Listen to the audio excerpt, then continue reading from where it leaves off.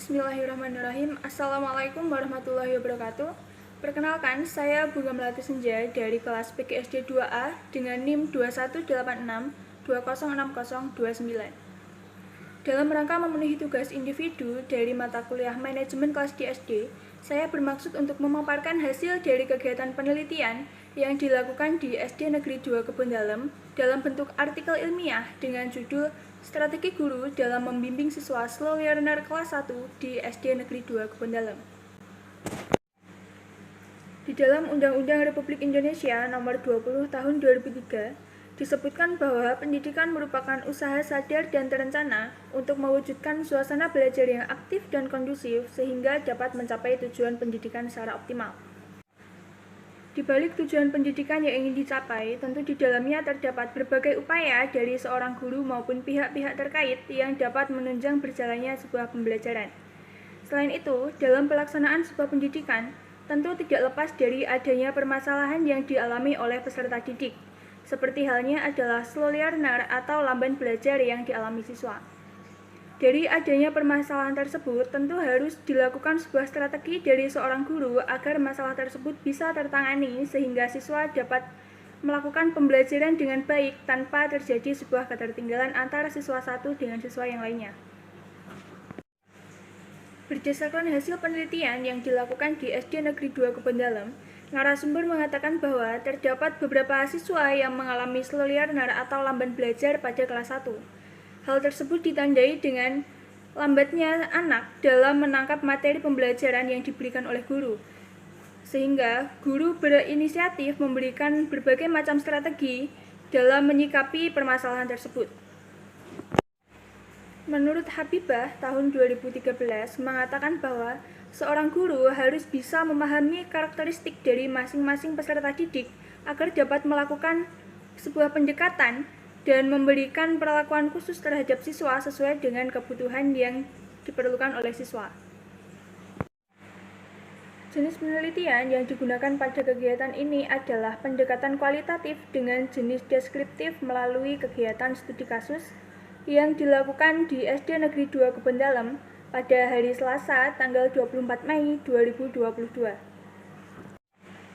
Adapun subjek penelitian yang dilakukan pada kegiatan ini terdiri dari dua narasumber yang terdiri dari Bapak Suharno selaku Kepala Sekolah dan Ibu Vivi Fenty selaku Guru kelas 1. Objek pada kegiatan penelitian kali ini adalah untuk mengidentifikasi perilaku bermasalah pada siswa yang merujuk pada siswa slow learner atau siswa yang mengalami lamban belajar. Selain itu, kegiatan ini juga untuk mengidentifikasi strategi yang dilakukan guru untuk menangani masalah tersebut serta mengetahui dampak yang diperoleh siswa setelah dilakukannya strategi tersebut. Teknik pengumpulan data yang digunakan peneliti adalah menggunakan metode wawancara dan dokumentasi. Sedangkan pada analisis data, peneliti menguji keabsahan menggunakan teknik triangulasi sumber yang dilakukan dengan mengecek semua hasil wawancara yang dilakukan dengan kedua narasumber. Pada slide kali ini, saya akan memaparkan beberapa pokok pembahasan yang akan dibahas selanjutnya. Pokok pembahasan tersebut meliputi pengertian dari slow learner, karakteristik serta faktor yang menyebabkan siswa slow learner, strategi yang digunakan guru dalam membimbing siswa slow learner, serta dampak yang tampak setelah dilakukannya strategi oleh guru. Masuk pada pembahasan pertama, yakni pengertian slow learner, karakteristik serta faktor yang menyebabkan siswa menjadi slow learner. Slow learner yang dibahas di sini merupakan siswa yang memiliki potensi akademik rendah atau memiliki kemampuan intelektual di bawah normal. Ibu Vivi menuturkan bahwa karakteristik yang dimiliki siswa slow learner di SD Negeri 2 Kebondalam meliputi siswa yang memiliki kemampuan rendah dalam memahami materi pembelajaran yang disampaikan, serta membutuhkan waktu belajar lebih banyak dibandingkan siswa-siswa normal pada umumnya. Pada dasarnya, siswa yang mengalami slow learner atau lamban belajar memiliki kondisi fisik yang sama dengan siswa-siswa pada umumnya.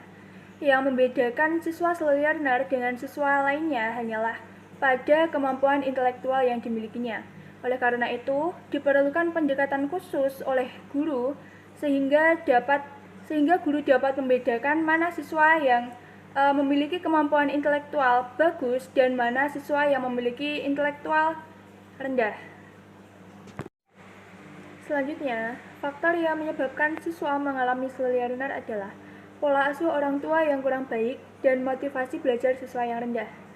Pola asuh orang tua yang kurang baik ini bisa dilatar belakangi oleh kondisi ekonomi maupun pendidikan dari orang tua. Kondisi ekonomi ini meliputi orang tua yang tidak tinggal bersama anaknya karena dipicu oleh kebutuhan ekonomi yang mendesak, sehingga hal tersebut bisa menyebabkan kurangnya pengawasan yang khusus dari pihak orang tua sendiri terhadap anaknya. Selain itu, kurangnya pemahaman orang tua dalam mendampingi anak dalam kegiatan belajar juga menjadi faktor penghambat yang cukup besar dalam kegiatan belajar siswa. Masuk pada pembahasan yang kedua, yaitu strategi guru dalam mengajar siswa yang mengalami slow learner. Menurut Miski et al. Tahun 2021, strategi guru dalam mengajar dapat diartikan sebagai usaha guru dalam menggunakan variabel pengajaran yang sesuai dengan karakteristik dan kebutuhan siswa agar tujuan dapat dicapai secara optimal. Dalam rangka membimbing siswa yang mengalami slow learner atau lamban belajar, guru kelas 1 berinisiatif untuk menerapkan beberapa strategi. Yang pertama adalah memberikan tambahan belajar. Kegiatan ini meliputi memberikan ekstra 30 menit dan melakukan les yang dilakukan di rumah guru. Pemberian ekstra 30 menit ini bertujuan untuk mengevaluasi dan memberikan pemahaman lebih kepada siswa yang utamanya mengalami slow learner. Selanjutnya, pada kegiatan les yang dilakukan di rumah guru ini dilakukan tanpa memaksakan kehendak dari siswa. Kegiatan ini dilakukan untuk menambah kegiatan belajar siswa di luar jam pelajaran di sekolah. Karena ketika di rumah, tidak semua siswa mendapatkan pengawasan yang lebih dari orang tuanya ketika melakukan proses belajar. Kedua, guru melakukan strategi yang disebut dengan si bilang atau siapa cepat berpulang. Pada kegiatan ini, guru memberikan beberapa pertanyaan untuk selanjutnya dijawab oleh siswa secara bergantian dengan ditunjuk oleh siswa. Pada kegiatan ini, siswa berlomba-lomba untuk menjawab pertanyaan dengan cepat. Sehingga pada kegiatan ini, siswa termotivasi untuk bisa menjawab semua pertanyaan yang diberikan oleh guru. Strategi ketiga yang dilakukan oleh guru adalah penempatan tempat duduk sesuai dengan waktu kehadiran siswa. Strategi ini dilakukan oleh guru dengan tujuan untuk meningkatkan kedisiplinan siswa agar bisa datang ke sekolah lebih pagi, sehingga bisa menempati tempat duduk paling depan. Selain itu, tujuan dari strategi ini juga untuk mengatur posisi duduk siswa agar bisa duduk secara bergantian. Strategi keempat yang dilakukan oleh guru adalah pembedaan soal berdasarkan tingkat kemampuan siswa. Strategi ini dilakukan oleh guru agar siswa dapat memahami materi pembelajaran secara beruntun dari level rendah ke level yang tinggi. Pada kegiatan latihan soal yang terdapat pada strategi ini, guru tidak mencoret jawaban siswa apabila ada kesalahan, melainkan guru mengarahkan siswa untuk membenahi jawabannya sampai benar sehingga nilai yang tertulis pada buku siswa adalah nilai 100. Dengan demikian, antara siswa satu dengan yang lainnya tidak melakukan gunjingan karena pada dasarnya nilai yang didapatkan adalah sama. Hal ini diharapkan oleh guru untuk mendorong siswa untuk senantiasa semangat dalam meningkatkan hasil belajarnya. Masuk pada pokok pembahasan yang terakhir, yaitu dampak dari dilakukannya strategi oleh guru. Yang pertama adalah siswa yang awalnya sulit beradaptasi dengan lingkungan kelas atau sekolah, sekarang sudah bisa bersosialisasi dengan sebagaimana mestinya. Yang kedua, siswa yang awalnya kurang memiliki rasa percaya diri, sekarang sudah menunjukkan perkembangannya melalui kegiatan tanya jawab secara lisan, dengan mereka berlomba-lomba untuk menjawab pertanyaan dengan cepat. Ketiga, Dari adanya kegiatan tambahan belajar yang dilakukan oleh guru, siswa menjadi lebih memiliki inisiatif yang tinggi untuk bisa memahami materi pembelajaran secara lebih dalam, baik di kelas maupun di luar kelas. Yang keempat, motivasi siswa mengalami peningkatan karena pada dasarnya guru senantiasa mengupayakan strategi untuk meningkatkan pemahaman siswa sehingga siswa memiliki motivasi belajar yang lebih tinggi daripada sebelumnya.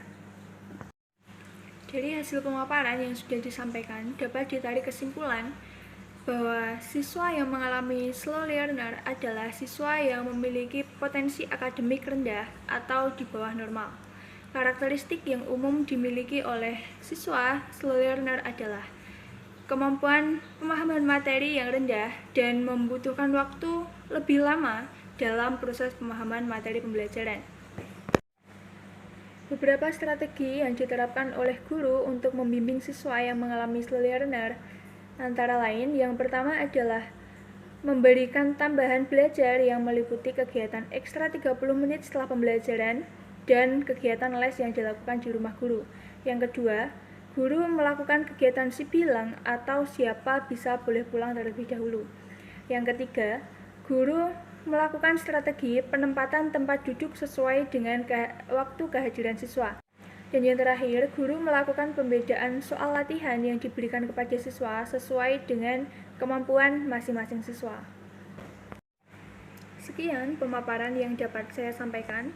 Mohon maaf apabila ada salah-salah kata. Akhir kata, wassalamualaikum warahmatullahi wabarakatuh.